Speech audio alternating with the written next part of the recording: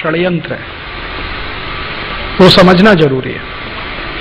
हमारी तो सदिच्छा है कि गाय का कत्ल नहीं होना चाहिए, लेकिन कोई बहुत बड़ा षड्यंत्र है इस देश में जो गाय के कत्ल को लगातार चालू रखना चाहता है।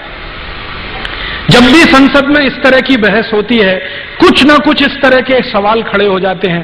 एक दिन तो मैं खुद संसद की दर्शक दीर्घा में था, उस दिन बहस हो रही थी इसी गोरक्षा के प्रश्न पर।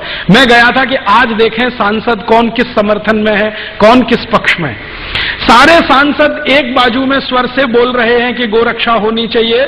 मुस्लिम सांसद जीएम बनात वाला ने कहा कि अगर बिल पास होता है तो पहला वोट मेरा, गोरक्षा के समर्थन में। उनके साथ दूसरे मुस्लिम सांसद खड़े हो गए, हमारी आपत्ति नहीं है, आप कानून बनाइए। अभी एक महिला खड़ी हो गई, उसका नाम है सुश्री ममता बनर्जी। उसने कहा गाय का मांस खाना मेरा मौलिक अधिकार है, उसका क्या होगा?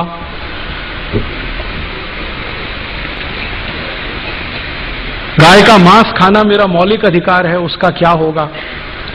और ममता बनर्जी ने सुप्रीम कोर्ट के एक डिसीजन को कोट करके बोलना शुरू किया कि कोई कसाई गाय का कत्ल करता है, ये उसका मौलिक अधिकार है, उसका क्या होगा? ये सुप्रीम कोर्ट का जजमेंट है।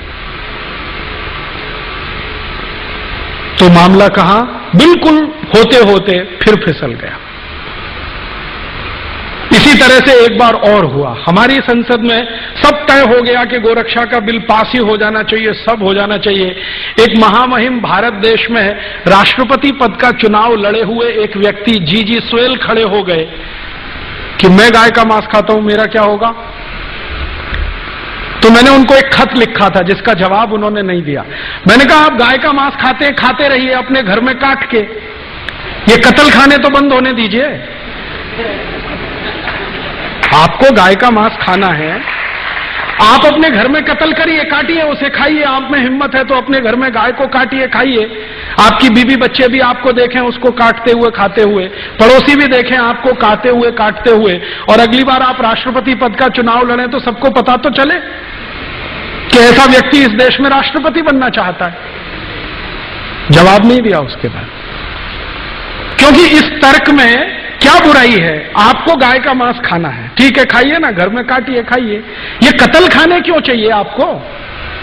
ये तो आपके मांस की सप्लाई नहीं करते, ये तो एक्सपोर्ट करते हैं सबका सब। आप खाना है तो घर में काट के खाइए। उसके बाद बंद हो जाती है सारी बहस।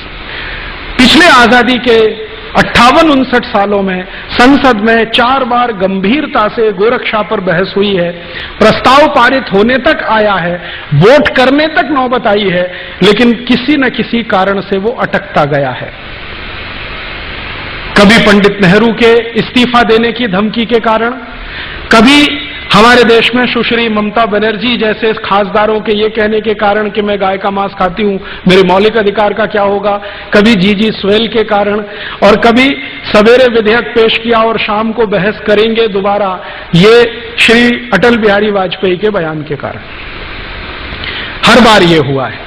मैंने इसको समझने की कोशिश की है कि आखिर गाय की रक्षा में ऐसा कौन सा प्रश्न है, या जानवरों की रक्षा में ऐसा कौन सा प्रश्न है जो भारत की संसद इसको होने नहीं देना चाहती, या भारत की संसद में ऐसे कुछ लोग हैं, मित्रोखिन के शब्दों में अगर कहें, जिनके चेहरे कुछ हैं, मुखौटे कुछ हैं।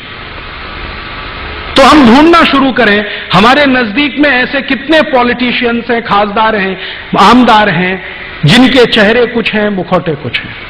ढूंढें, हम कम से कम अपने बीच में खोजना तो शुरू करें, ताकि ये गंभीर प्रश्न आज नहीं तो कल हल हो सके। क्योंकि हल तो करना ही पड़ेगा इस प्रश्न को, आज नहीं तो कल, कल नहीं तो परसों, परसों नहीं तो नरसों। इस प्रश्न को बहुत दिनों तक टाल के नहीं रखा जा सकता।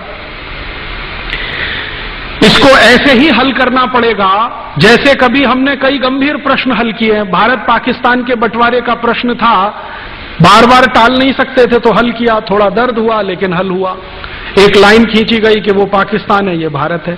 चीन के साथ हमारा गंभीर प्रश्न हुआ सीमा विवाद पर, बहुत दिनों तक टाल नहीं सकते थे तो हमने फैसला किया।